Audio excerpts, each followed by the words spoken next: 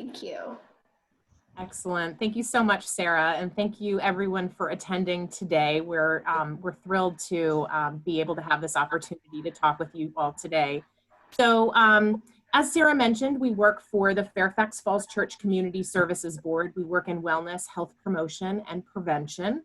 And we understand that parents, grandparents, children, caregivers, and community members are feeling stress during this uncertain time. And we think about all the different ways of how we're going to cope. How will we get through this day, this week? How will we stay connected? What do we do if someone is distressed? Who do we call? How can we help? How do we step in?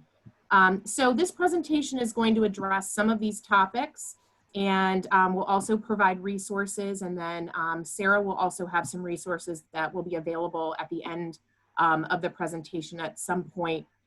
They will be sent out or available for you all to access. So we are really glad that you all are here today. And I also want to mention that if you have questions, you can add them to the chat box and we'll address them at the end of the presentation. Okay, just so that we can see the whole presentation here. So we're gonna go ahead and just jump right in. We are going to start talking about stress. So there are so many different kinds of stress. So stress is normal, and stress is a reaction to a physical or emotional challenging situation.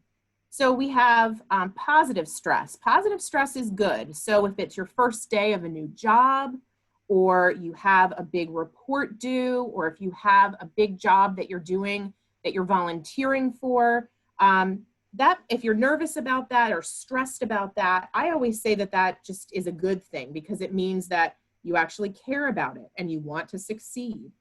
Then there's tolerable stress, and this is the type of stress that activates your body's alert system. And your body is activated in a time-limited way and buffered by the support of positive relationships that allow our body to cope with that stress.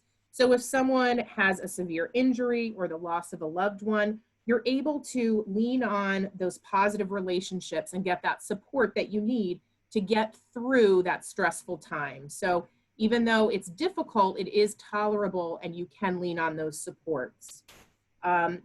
Then we have toxic stress. This is strong, frequent, and prolonged adversity, such as chronic neglect, maybe a caregiver of someone with a substance use disorder or mental illness, or someone has an accumulated burdens of family, maybe economic hardships without adequate support. And we can think about all the different types of stress that you or the families around you, families in your congregation, in your neighborhood maybe, that they might be under different types of stress. So we can think about all the different types of stress that are around us. So then next we have COVID-related stress. So COVID is causing all different kinds of stress. So one of the things, that people sometimes now joke about is, well, where can I find hand sanitizer or Clorox wipes or Lysol? But that is a stress because we feel that we need that to stay safe. So our routines might not be normal due to our work or sleep schedules. We may have concerns about people wearing or not wearing masks.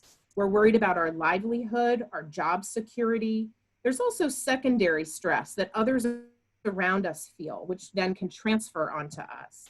So there are many types of different stress through COVID-19 that we all feel. And there are many challenges that we face, and we're all trying to cope and do the best that we can. So some of us can cope better than others. Everyone reacts differently in stressful situations. So now I'm going to just review some common signs of distress. So there are physical, behavioral, and emotional signs. So some of them could result in anxiety, which would be an increased worry, not wanting to be separated from loved ones, irritability, anger. Maybe people could be angry about, why do I have to stay home? Why can't I do the regular activities that I used to do? Why can't I travel? Why can't I go have lunch with a friend or go play cards or do do the activities I used to do. Having fatigue, exhaustion, sadness, not knowing when this will end. When can I go back to doing things the way I used to? And for children, when can I go back to school? When will it be back to quote unquote normal? Crying, changes in appetite, changes in sleep patterns, inability to concentrate, forgetfulness, having frequent errors, having difficulty making decisions. And that can be difficult decisions or simple decisions about what should we have for dinner. Confusion, physical complaints, maybe headaches or diarrhea, having nightmares, or having a new or increased use of tobacco products, alcohol, or drugs. So now I'm going to talk a little bit about anticipatory grief. So this is the feeling that we get when the future, when we get about what the future holds when we're uncertain. So usually it centers around death, when someone has a difficult diagnosis or we aren't sure what the future will hold. So we know that something bad is there, but we can't see it. So that's exactly what's happening with the virus. We know something bad is there, but we can't see it. So with anticipatory grief, the mind goes to the future and imagines the worst. So to calm ourselves, we're able to come back to the present and we're able to live in the moment. But we can easily go back to thoughts about the future. But what we need to do is come back to the present and accept it. So acceptance equals power. We know what to do. We need to use that power in order to push through and stay in the present. So we need to also remember that we need to support our children. They're a huge part of our community. So children may exhibit all different types of stress in different ways. So these are some supports, and they may overlap for all ages. They may actually even overlap into adulthood as well. You may see some similarities. So I'm going to go through these just so that we're kind of rounding out this presentation and talking about children as well.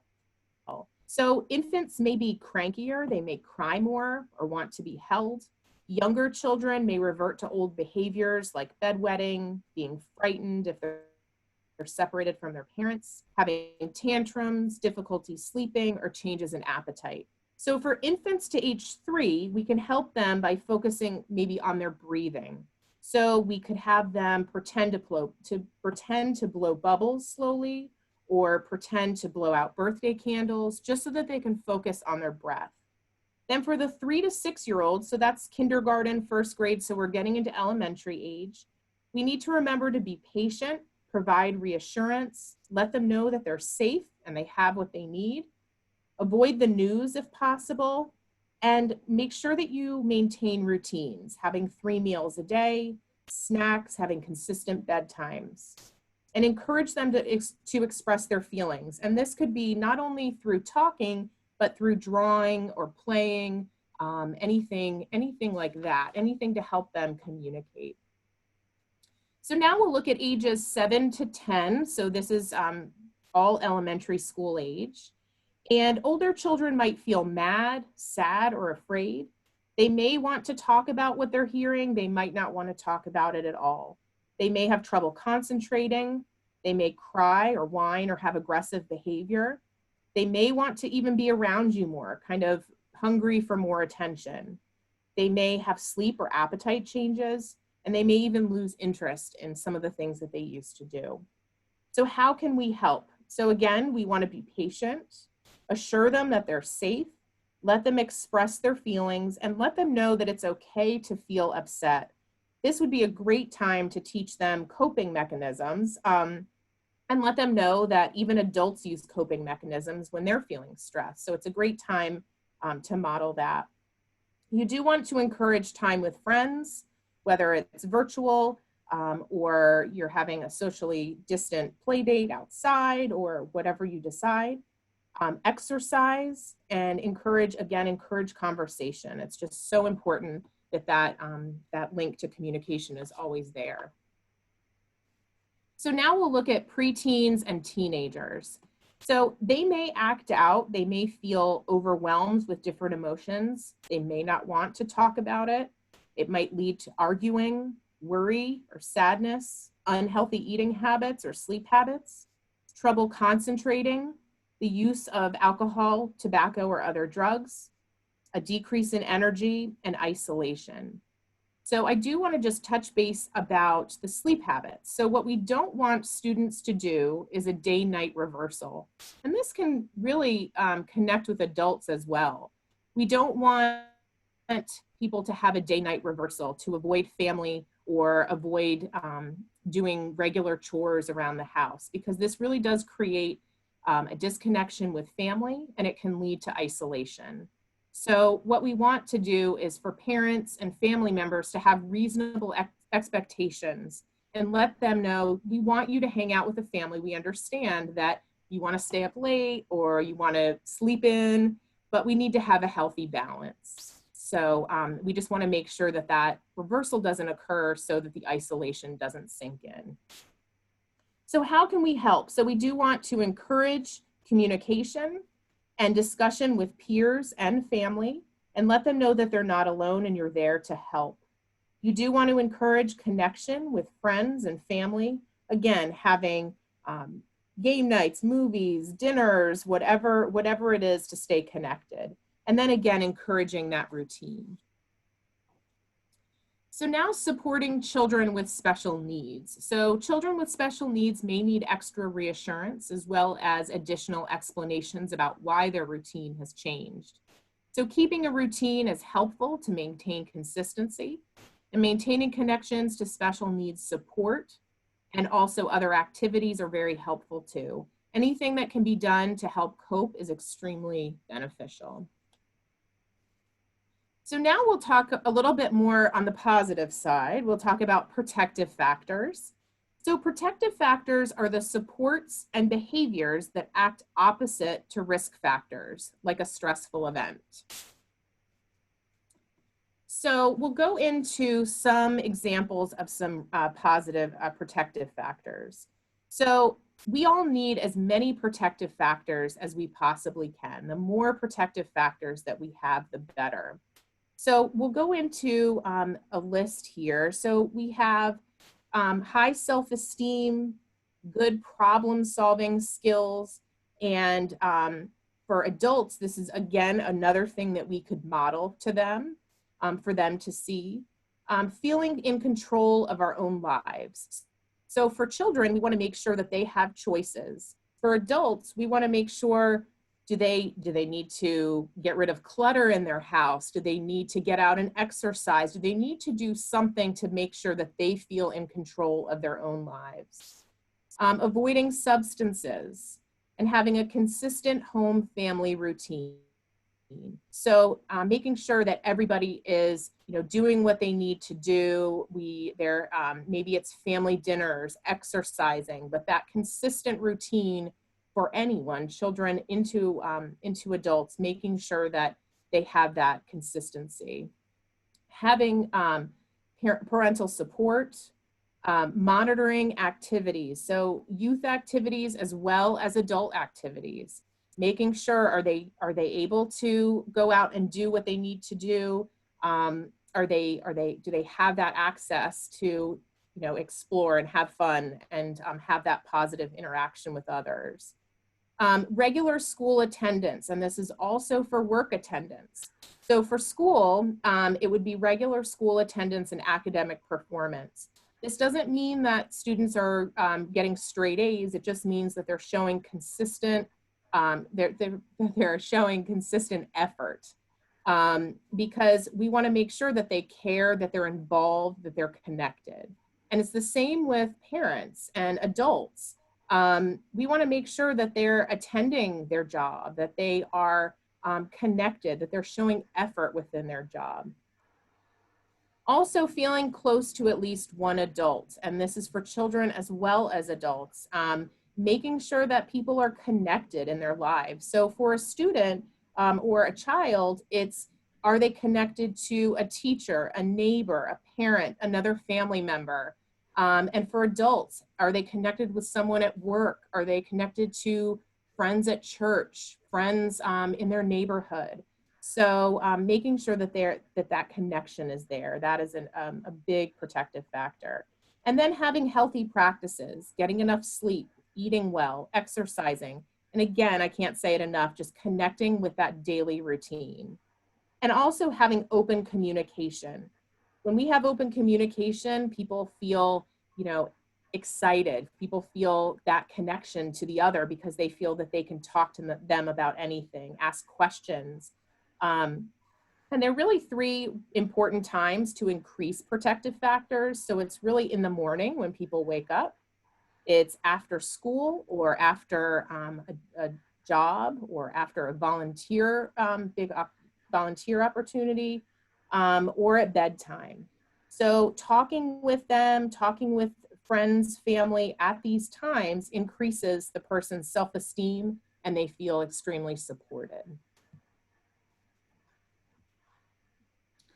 Okay, so now we're going to talk about how to manage your stress.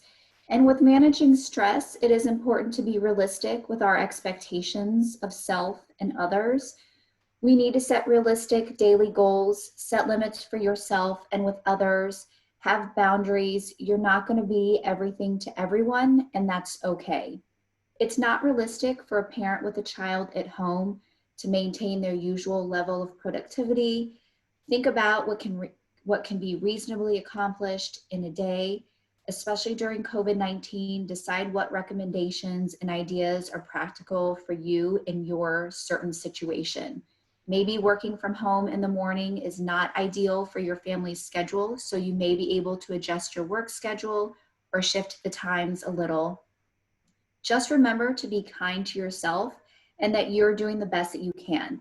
This is our reality right now, so do cut yourself some slack. Other ways of managing your stress is to recognize changes in yourself. How are you feeling, and do you need additional emotional support? Keep in mind that extroverts and even some introverts may take the physical distancing harder, so try to find ways to connect with people. Self-care is a necessity, and you can do that by maintaining healthy habits such as eating nutritious diets, exercising, creating time for yourself. Try to maintain a routine as much as you can, but also keep in mind that you may have to revise it as needed. So for example, setting an alarm and waking up at the same time every morning, eating meals around the same time, exercising around the same time. Do add some self-care to your routine. Give yourself and encourage your family members to take self-care time by creating quiet time for an hour or two. Or what my husband and I do is that if he can, he'll take the kids for a couple hours so that I can have some time to myself. And then I'll take the kids for a couple hours so that he can have some time for himself. Practice stress management techniques such as breathing, mindfulness activities, exercise, stretches, yoga, journaling, or even coloring. You can also practice those with family.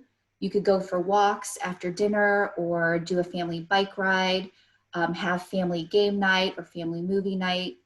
You can practice guided imagery and imagine that you're somewhere peaceful like the beach or the mountains if you can't get there. Another way of managing stress is to problem solve. So for example, Sundays is when I usually make my grocery list and I plan the meals for the week. If there's one day during the week when I've been really busy or if I'm extremely tired, then guess what? That's going to be a takeout night and we'll order pickup. It's not a big deal. Or if you're used to taking your child to school or driving to work in the morning, maybe instead replacing it with a walk or driving to Starbucks every morning, which is something that I do. It's expensive, but it's my self-care. It's what I enjoy doing. But practice kindness to yourself and others. Be patient as we're all trying to figure out this new way of life. Everything keeps changing on us. It can be extremely stressful. So again, be kind to yourself. You're doing the best that you can.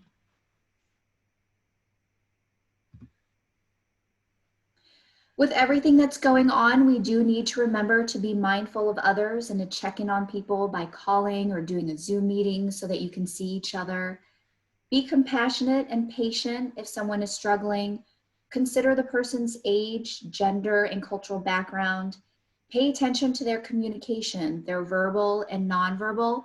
It may be a little harder to see someone's nonverbal communication, especially if you're texting with them or if you're calling them. But if they're showing any signs of distress or stress, then definitely try to connect with them more. Empathize with them. Be aware of your own state, your own stress levels. You can always suggest different resources like faith organizations, local, county, national resources, online resources. Check in with your loved ones periodically, video with them, FaceTime, text with them. You can resurrect letter writing with them, do a morning coffee Zoom chat, something that I've been doing with my parents. I'm not really able to see them a lot in person, but yesterday we went over to my parents' house and we brought lunch over, and we had lunch on the porch and my parents had lunch in their dining room. And so we just opened the sliding door and there was a screen there. So we were still able to talk to each other, but then we were being socially distant. And also just be aware of your own, again, be aware of your own state, your own stress levels. And definitely another way to help is to maybe know what medications your loved one is taking so that you can help them. Maybe that would be calling the pharmacy to refill a prescription and picking it up for them. Know when someone is struggling. It is up to us to notice.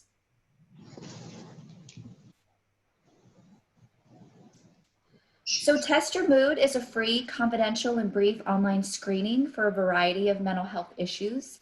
It's a quick way to determine if you or someone you care about should connect with a mental health professional. The results and the key resources immediately follow the brief questionnaire. So that's a resource that Fairfax County offers. Some different programs that the county and our unit, specifically Wellness, Health Promotion, and Prevention, offers is mental health first aid. And that teaches participants about the signs and symptoms of different mental health disorders. It also has an action plan on what to do in mental health crisis situations. So there's assess for risk of suicide or harm, listen non-judgmentally, give reassurance and information, encourage appropriate professional help, encourage self-help and other support strategies.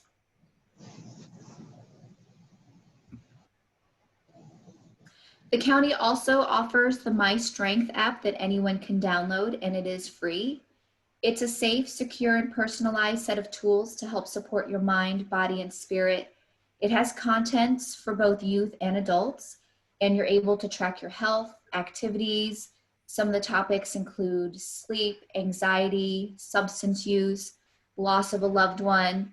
You can find ways to help with stress, chronic pain, and there's so much more on that app that you can explore. So if you would like to download that app, then you would just download it and then click on sign up now.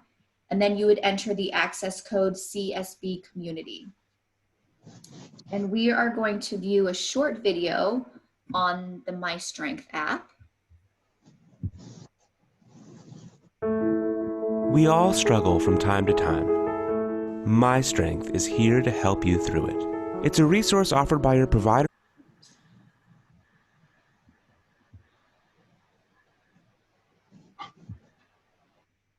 We all struggle from time to time. myStrength is here to help you through it. It's a resource offered by your provider or sponsor at no cost, available to you 24 hours a day, 7 days a week. Whether it's depression, anxiety, stress, chronic pain, problems with sleep or substance use, or you just want to keep your emotional health strong, myStrength has a range of tools and resources that are customized just for you. Find inspiration, mood tracking, and hundreds of videos and activities that will empower you to feel better and stay better. Sign up today.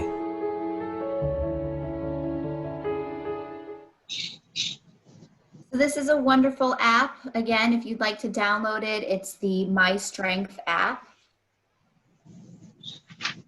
Next, we also offer the ACEs training, which is about building resilient communities and understanding adverse childhood experiences. In the training, participants learn about the neurobiological effect of adversity on development, the impacts of childhood adversity and trauma on population health, and resilience, what that means, and what we can all do to improve health and well-being across the lifespan.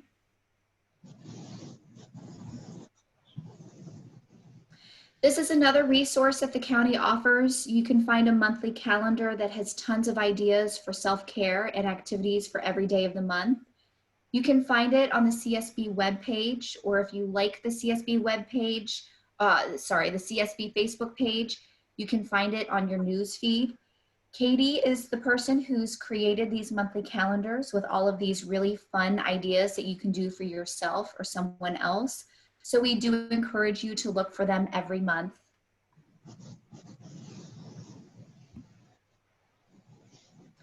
If someone would like some spiritual support, they can call the number at the bottom of this slide and speak to a Fairfax County spiritual support team member. Help is available Monday through Friday from 10 a.m. to 6 p.m.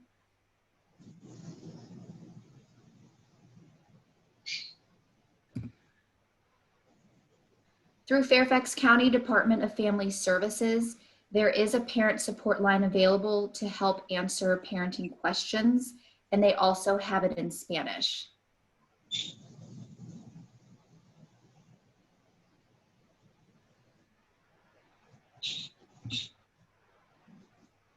Our unit offers the Revive Opioid Overdose and Naloxone training virtually, which is free.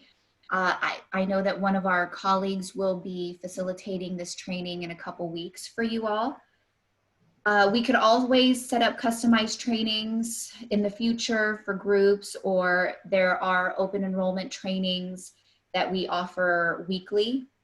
During the 60-minute virtual class, participants learn about how to recognize the signs and symptoms of an opioid overdose, how to administer the Naloxone nasal spray to potentially reverse the effects of an opioid overdose, what to do and not do when responding. For Fairfax County, City of Falls Church, or Fairfax City residents, and for those interested, we mail out the Naloxone to you at no cost. This is the link where you can sign up for an open enrollment class, and we also offer a Spanish version.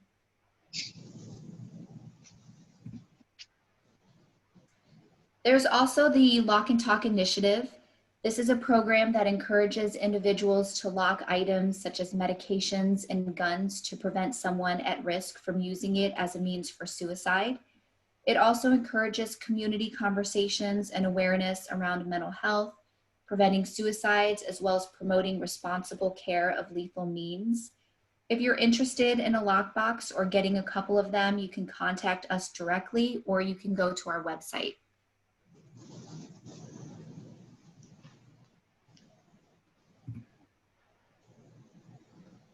The CSB also offers assistance from a distance. You would just call the CSB entry and referral number. I just want to note that the CSB has transitioned mainly to telehealth services via Zoom, by phone, or video because of the pandemic, but you can call them Monday through Friday from 9 a.m. to 5 p.m.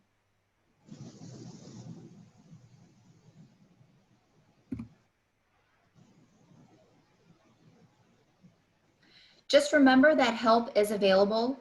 In a life-threatening emergency, always dial 911. Here's the number for emergency services. That's 703-573-5679, and they're available 24/7. There's also the National Suicide Prevention Lifeline, and it has an extension for veterans, and it also has it in Spanish. Then there's the Children's Regional Crisis Response, CR2, which is local, and they're a crisis stabilization program, and they serve up to the age of 17. However, they are working on an expansion up to the age of 21. The goal is to prevent hospitalization and to focus on stabilization and provide resources to the youth who are struggling with mental health, and also give resources to their family members. They're usually pretty quick in responding to a phone call and getting to the youth. And then there's also REACH, which is Crisis Stabilization for Individuals with Developmental Disabilities.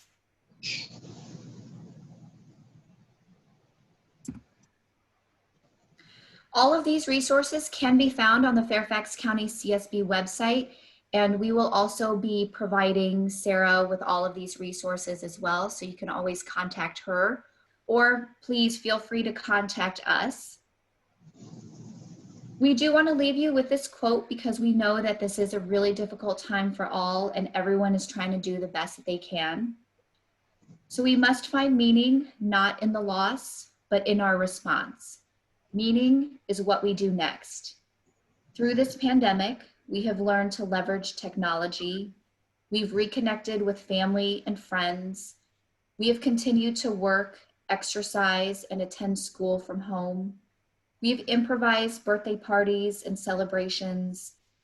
We have architected new structures, routines. We've made new memories. We have reevaluated our priorities and commitments. We have expanded our contributions at home and in the community. We have reinvented how we deliver products and services. We've shown our resiliency, and we continue to do so even with all of this uncertainty. Our response to the pandemic and ultimately the future is about determination, resourcefulness, initiative, grit, creativity, strength, kindness, gratefulness, intentionality, and courage. We just want to thank you all for everything you've done and what you will continue to do. Give yourselves a pat on the back because you all so deserve it. So thank you very, very much for being here and for doing everything that you're doing. We really appreciate it.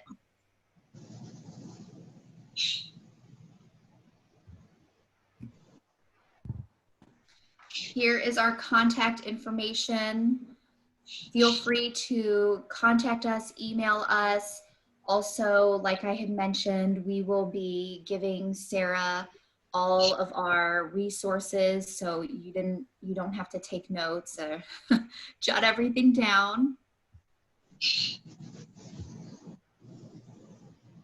Are there any questions, comments, concerns about anything? I don't see anything in the chat box right now, but we are a fairly small group. So if anyone has a question, if you want to, you could raise your hand, or you can just go ahead and speak up if you'd like.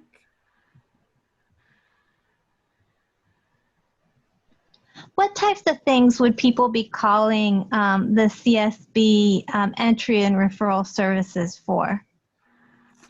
So they would be calling them if they are in need of any services, or if family members are in need of any services. They can always call and they can make an appointment. Sometimes they can do a quick assessment to see what is needed. Or if they want any information on the CSB services, they can call the entry and referral number. I'll add to that. If they need information about our services, or even need information about other resources available in the county, that's also a great number to call, just to be directed in the right way. Okay, great, thank you. And so this would also be like if somebody was having mental health issues, but they weren't sure, like, does this need treatment or does this not need treatment? That would be, someone could get an evaluation or an assessment. Sure, exactly. Yes, Okay. for sure.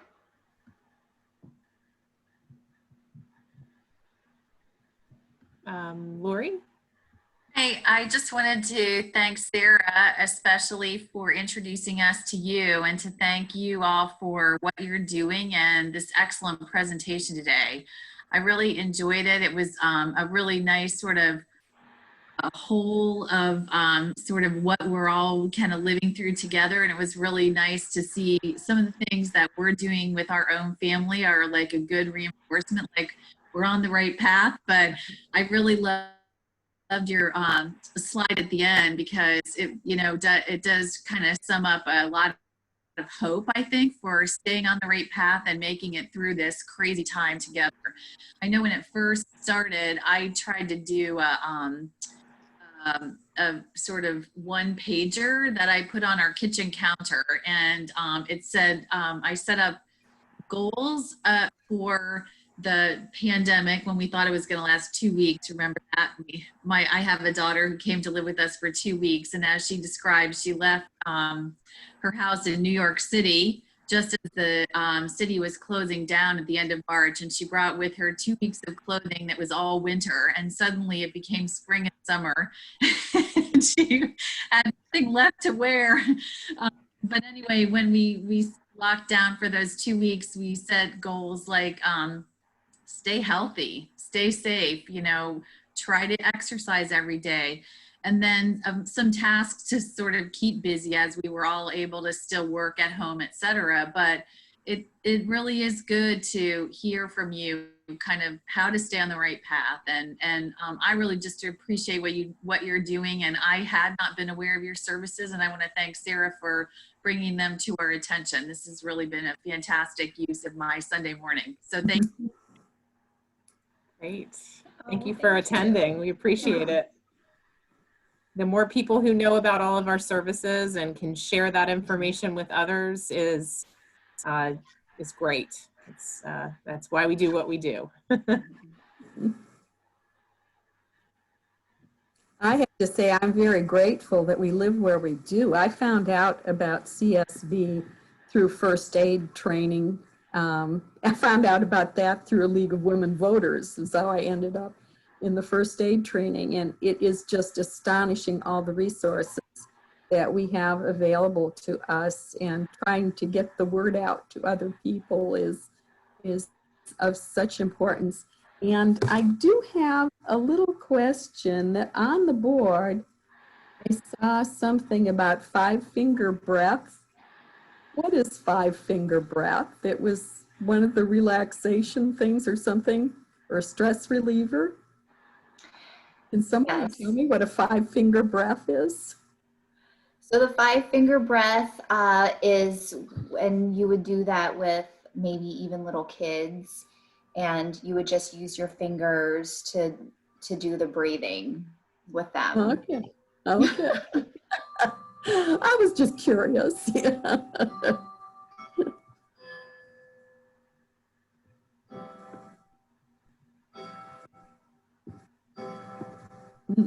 Just check the chat one more time. I don't have anything. I'm scanning the group. I don't see anybody else. I don't see any hands raised or anything.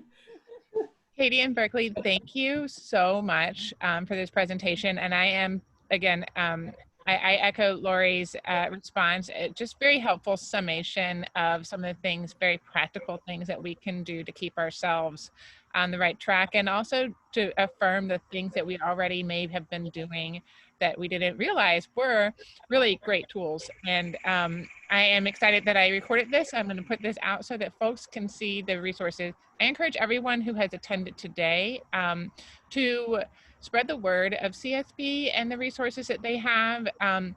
That number that they referred to, the sort of, you know, it's basically almost like a hotline in the sense that you really can call that number and they can direct you to where you need to go. So I have found that to be a great number to give out when people have questions about the resources available to them. So thank you again for this. This has been really helpful and great. And I really did appreciate that it did end on a nice little, I mean, seeing that whole list of all the things that we've done, I'm like, oh yeah, we're awesome. You know, it's nice to be encouraged to realize you know, the things that we've accomplished in such a short amount of time. It is overwhelming and it has weighed on us, but to give ourselves that pat on the back to realize that we have done things and we have been resilient and we can continue to do so, especially if we continue these best practices, if you will. So thank you again. And I wanted to give anyone else any opportunity to ask questions. Otherwise, I will say thank you and let everyone sign off and go and enjoy a restful Sunday afternoon. Any other questions or thoughts? Just real quick, I'm really appreciative of the the tone that you use with the presentation. I think a lot of times people don't, it's common sense, and it seems like there should be something special, but it's not special. It's just because we used to, I used to use with my son and with my grandkids. We didn't do the birthday candle. We just said, think about you're blowing a feather, you know, and you're just keeping the feather nice and up in the air, and they like balloons, but it was like just something that we just kind of like this. I won't say distract them, but it's just like to focus them on the breathing. I can also tell you that in management training, one thing that we were taught was that when you hear somebody speaking quickly, just slow them down, because what's happening is their thoughts are going too quickly and they're not being able to assess them. So it's kind of like say, just kind of slow down your rate of speech. We wouldn't say rate of speech. We just say, I'm sorry, I'm having trouble just kind of like following this. Can you just kind of keep it, I just need you to kind of like slowly go through what it is you're thinking. And you get them to also kind of reflect on what it is they're doing. And I've also found I don't want to say this and don't tell my son Jeffrey, but I also used it with him when he was a teenager. When I would notice his speech would get a little bit faster, I would say, I'm sorry, I'm not following here. Can you just slow it down? You know, your dad's old, you know. Now he really thinks I'm old, but I don't even know if he remembers this, but it's just that slow down the cadence. Let me think about it, and that'll help you think about it too. So I really appreciate the tenor that you use in the presentation. I'm looking forward to us being able to share it in our congregation. Thank you all so much for having us today. We appreciate it. Thank you for sharing. I love that story of what you just told with your son. And yes, it's especially now with everything going on and things keep changing. It seems like daily, minute by minute, it is important to just maybe take a deep breath, just not react to something right away so that we can respond later on in a more calm manner. So thank you. Yeah, this was normal adolescence. This wasn't COVID with an overlay on normal adolescence. Yeah. So, and you know, you can all pray for Jeffrey because he had to grow up with me as his father to keep him calm.